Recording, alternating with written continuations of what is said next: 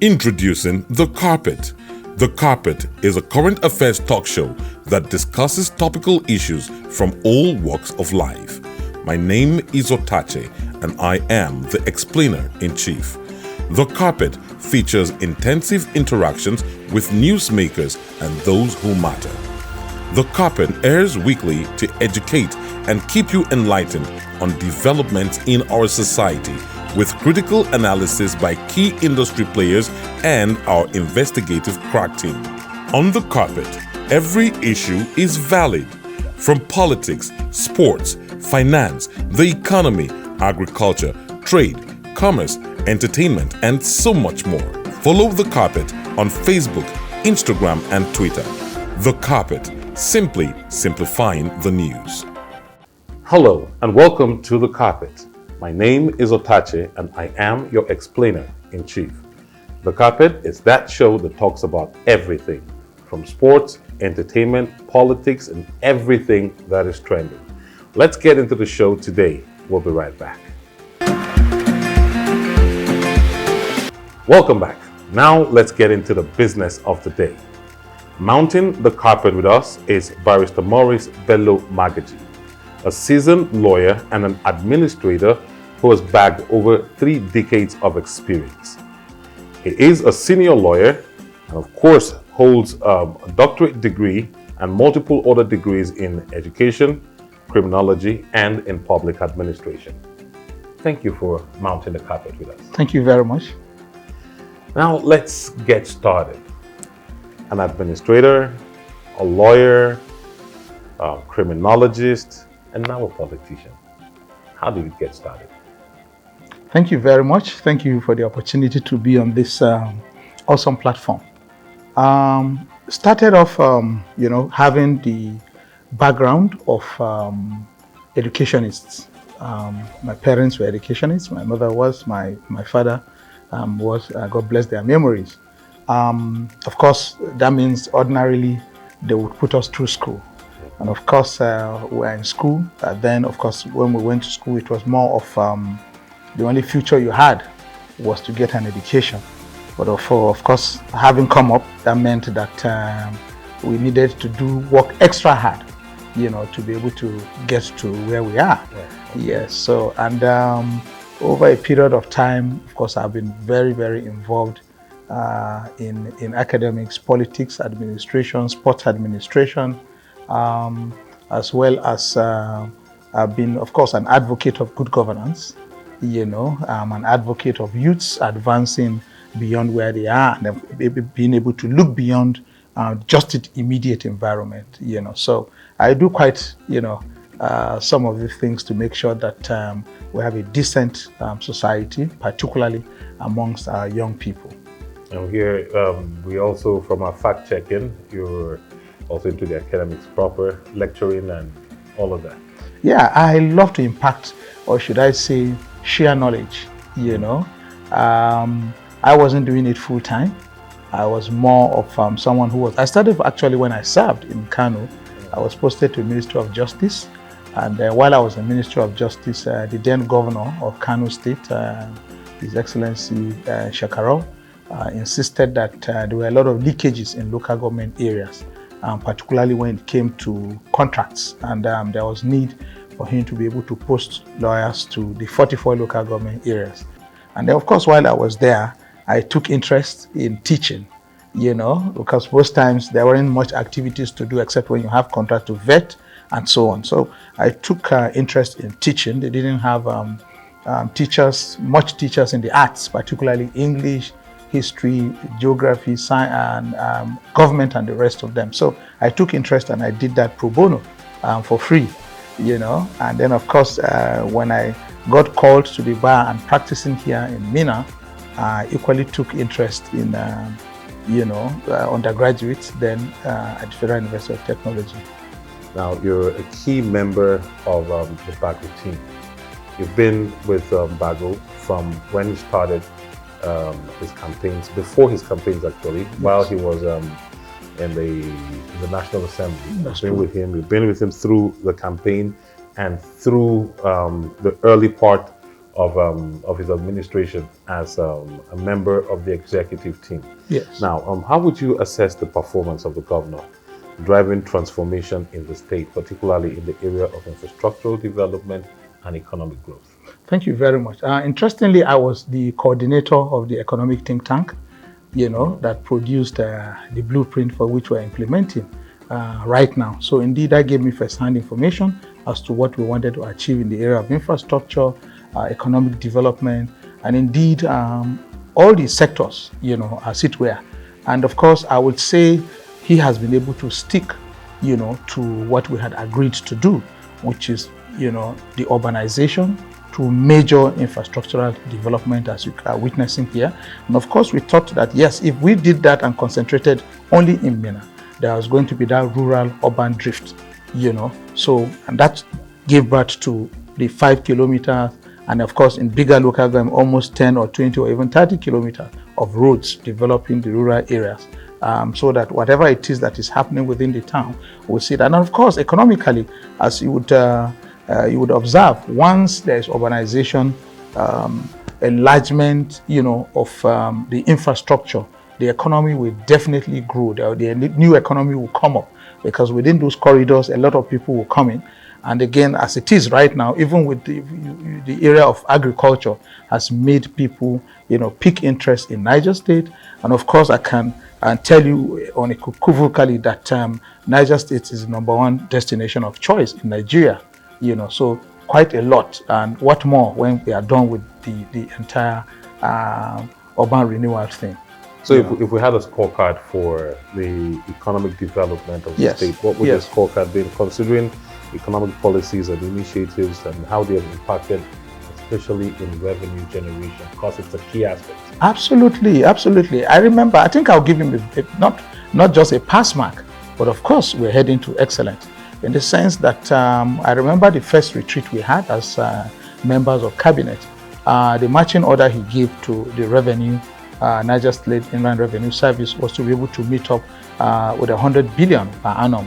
I mean, it sounded almost impossible, but I can tell you that in the last 5 months or thereabout, the chairman has done excellently well and was able to surpass the 100 billion. So indeed, it goes without saying that we are actually on that trajectory, of growth. And of course, just as I told you, the new economy will come. There are new businesses will come that are taxable. And then, of course, with even the tax reforms that have come up, having a single window, making sure that all collections are done within a single window, making it possible for accountability and proper utilization of such funds. You are the cabinet member that's representing Munya local government. Munya local government is in the Zone B of Niger State and one of the worst hit areas in terms of insecurity. Now, some of the challenges and what you, as a member of the executive team and a stakeholder from that local government, what's been done to ensure that this comes to a standstill? Thank you very much. I think I would say Niger State, Munya was worst hit. That was in the past. In the last year and a half since we came, we have seen quite a downturn in terms of the security challenges over there. In the last over a year now, I'm not sure we've had any of such security challenges. Why? Because we are able to look at where the challenges were. Proper information was being sent to His Excellency, which we discussed in council, and of course they acted upon that in terms of securing particularly the routes which they follow and then the time of the year they attack, because it wasn't consistent. And the kind of security challenges we had were more or less of those economic bandits, so to speak, who would come, not setting up territories here, but of course, they come from afar, hit and run or pick whatever. If they're not able to get the livestock or the cows that they want, they pick people for ransom and so on. But of course, their route have been, actually security has been provided there. So we've done very, very well, there. I mean, we had an election recently, some months ago, and even the local government election. So everything actually will freely go in and come, and then the markets are actually coming back, the local markets around there. So as a representative of Munya, now what have you leveraged on, or how have you leveraged on your position to attract development now that Munya is you have the rebirth of Munya. Thank you very much. What I've been able to achieve was, one, we have a land mass over there. We have a lot of water bodies. Recently, I called the attention of Niger Foods, of course, with the then Commissioner for Agriculture, and then, of course, leveraging in my office that the fact that I was Commissioner for Lands and Survey, I was able to survey a very large number of lands put together. For one, for the purpose of agriculture. Two, for the purpose of agriculture with the military. So that alone would make them remain there. One, the economy would develop, and then two, the people will benefit in terms of. So that's in the process right now. What we've been able to do is the first phase of the land that was secured. We're able to see what percentage is arable, what isn't, what are the high grounds, so that the military will be able to occupy that place, and leveraging on partnership with the SPV, which is Niger Foods. So we've already expanded it right now to more areas. And of course, the place has been designated as what will be used for production of sugar. So because it's a very, we have arable land, just as I told you, with a body of water there, lots of rivers, and then parts of Shiroro Dam. Actually, it's in Munya. That means there's going to be a sugarcane plantation. Very well, thank you. Munya will be very sweet land. Absolutely. Well, just like you mentioned, you were the immediate past commissioner for Lands and Survey, and by the way, congratulations again. Thank you very much. Your nomination for commissionership. Let's hope that you get back to the same office. Thank so you. Can continue on the successes that you have achieved. Yes. Now, as the commissioner that you were for Lands and Survey, can you introduce the land use charge? Can you take us through it, what it means, how it works? Okay. Just elaborate. Yes, okay, fine, yes. And the policy came, but of course have not been launched. Realize that Ministry of Land is one of the biggest revenue earners for everybody. Most states, once you are able to do the value capture within the value chain of land development and administration of any location. Now, how do you go about that? One of the ways which is known to everybody is through the certificate of occupancy. And you only pay what we call ground rent. These are some of the revenues that are recognized through the use of certificate to say you must pay your ground rent annually on or before the end of March. So the first 90 days, you should be able to pay your ground rent without any demand. However, on getting to the ministry, I realized that from the files that we have there, compared to the number of lands available, we have abysmally very, very low in terms of those within the net of those who have been able to apply. And then when you are preparing your bills, you discover that majority of the people do not have that. So you are not compelled to pay if you don't have that. However, the issue of the land use charge is to say, as long as you have a land, whether you have certificate or not, you are meant to pay certain, because whether you like it or not, whether it is developed or not, infrastructure is provided. You are enjoying electricity, or roads, as well as other infrastructure or amenities around there. So you can't be enjoying it for free, and then you are not being taxed, you are not paying anything in return, as compared to those who pay the ground rents because they have their certificates. So whichever way, top or bottom, you will be compelled to pay certain amount to government. So right? In other words, this is a major revenue booster. Absolutely. Absolutely. So that's on the table, and of course, we need to do a lot of advocacy for people to key into it. And of course, I'm actually even going beyond that to say, if I'm not ready to do my certificate right now, I should be able to capture the data of your land. It's part of the land registry. So that anytime you are ready, then you don't need to go through, resurveying the entire place, doing another value capture. It is already in our records, and the value capture will be the location. So if the size is determined. If this is clear, yes, that means that all customary lands are going to be captured. Absolutely. I'm actually advocating customary all community lands, whether in the rural or urban areas. Now, it saves you a lot of things. One, it is determined that this land is owned by you. And you, of course, it will help to boost businesses. Those who want to acquire can easily say, yes, I have my data in the Ministry of Lands, this is the location. This is the document as not certificate. Yeah, but if this is done, yes, how does it impact on the people who are in the rural communities who hardly have access to any kind of infrastructure? Light, hospitals, schools, roads, drainages are hardly there. Okay. How do they get captured? Okay, thank you. You realize that we are doing the agricultural mechanization, and we are going everywhere. So it gives you the opportunity. And some of the challenges we had with government interest in utilizing plots was the fact that you can hardly say where a particular land starts or ends. You had to go and start doing survey, all over. But if you have it captured there, at any given point in time in future, or even in the immediate distance, you would be able to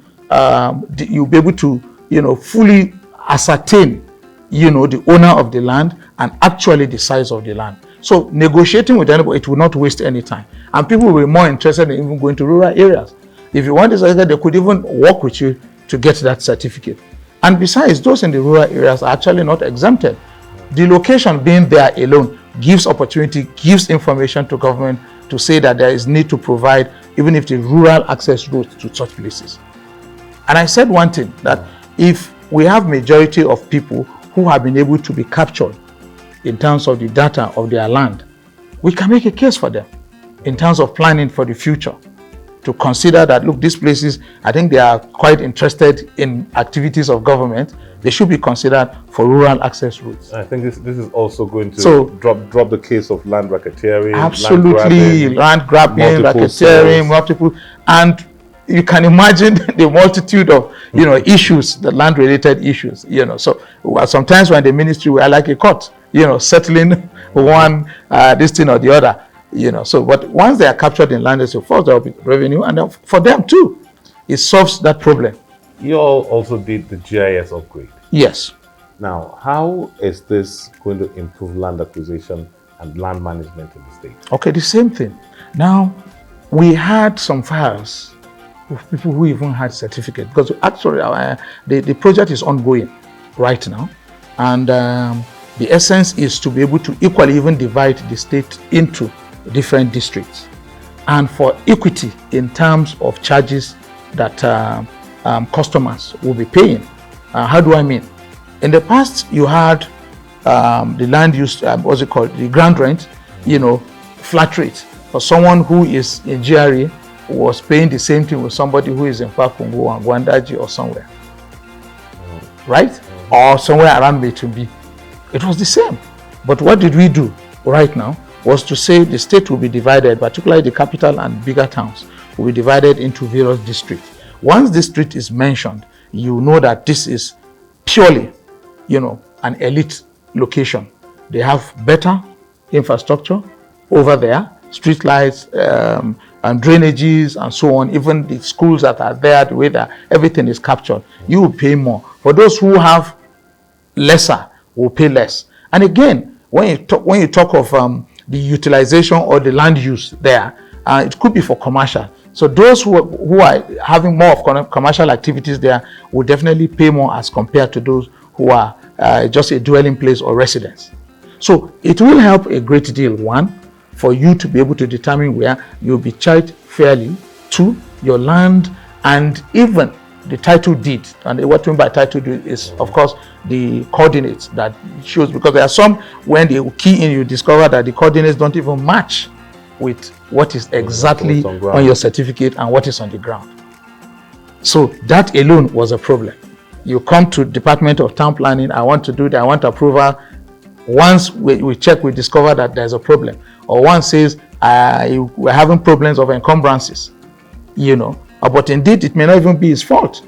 So we are tidying up all those activities. Now that will lead me to asking the question of yes, what the challenges were while you were in office as commissioners, and how did you address them? Yeah. And if you now you've been reappointed, if you get back into the ministry, if you make it to lands, well, what will be the next step? And if you don't, what advice would you give the person that's going to take off from where you stopped? Yes. Because I'm sure it's a very large shoe. Actually, thank you very much. So the challenges are what we are trying to address with the GIS, upscale, upgrade, and opening up. Then people didn't have as much access to people within the ministry or Nigis who could help address some of the problems that they had with their land. So this, like I said earlier, was to help to what? Get the government closer to people and make our processes automated. It was one of the, because more or less a lot of things were done manually. Some of the systems or software were obsolete, so we are upgrading to make sure that it is easier now. And of course, within a very short period of time, wherever you are, will be able to itemize and determine your land, your location, your size, using the technology. Secondly, and so the challenges were more or less, a lot of them were manual, where you could see somebody who had no business because he works in Ministry of Land collecting money from people to say he was going to process their land. So I met such kind of challenges. And of course, a lot of people had lost confidence in the ministry because they felt if you want to make your certificate, it won't get signed and so on and so forth. So that alone, bringing confidence back to the ministry to say, once your documents are right, within a very short period of time, you would get it signed, or whatever it is, activity that you want to do. Either you're selling, to somebody, consent to assign. I could do my consent to assign in less than 24 hours once your documents are right. So that alone, I'm very happy we're able to achieve that. Of course, and then going forward, whoever will come will definitely need to build on this advocacy, and then being very, very transparent in terms of charges, in terms of rates, and so on, which is part of what the project will do right now. Once we launch it, if I go back there, whoever will be there, once it is launched, the entire rates, charges, and so on, and processes will be published on the website. So within a short period of time, because that's what SABA is supporting us to do, not just in Niger State and several other states, to be able to say, I can sit anywhere in the world and type and see that in Niger State, this land is available, these are the coordinates. I can take an informed boardroom decision whether to come to Niger State or otherwise. Now, this would tempt me to ask a question. Yes, please. About the processing of these titles for people who own properties. It pushed me to ask, the administration before this, in the early days of that administration, they opened up what they call the Sea of O Bonanza. And up until this moment, a lot of people still say we haven't gotten our Sea of O. Okay, so I give you a very good example. I faced quite a lot with that. It's just for you to say, I'm doing Bonanza for JAMB funds. So to say, I'm doing Bonanza for JAMB funds. But of course, there's what? Pre-qualification. If I'm giving you JAMB fund, I don't have 5 credits. English and maths, or the desired subjects for the course you want to apply for. That Bonanza won't make any sense to you. So that Bonanza was there. It was more or less like an open-ended thing. Everybody brought and said, I have filled the form, I have done this. But that in itself, when the ministry went into the process, we discovered that some of the lands already had titles. I hope you understand. Some, when they were asked to bring certain documents, they didn't come with them. So the files remained there. I hope you understand. Otherwise, for all those who had during Bonanza, because a lot of certificates in the course of my stay there were signed by His Excellency amongst those within the Bonanza. So I said, I went through all the files that were ready and had all their documents and they were signed. But those who have challenged it. That means there was continuity. Absolutely. Wow. Absolutely, there was, It's been a wonderful time. I think if we have to go on, then we will just go on and on. So let's take a break here and then we'll come back and continue again some other time. If you like what you heard, this is The Carpet, and with us today is Barrister Maurice Bello Magaji, who has mounted the carpet with us. Thank you very much for your time. Thank you for having me. Yes, I appreciate it. I hope we'll do this again and probably move over to live radio. God willing, no problem at all. Thank you very much. I appreciate it. Thank you. Well, and that's the much we can take today on The Carpet. My name is Otache and I am your explainer-in-chief. We'll see you again. Peace. Follow The Carpet on Facebook, Instagram, and Twitter. The Carpet, simply simplifying the news.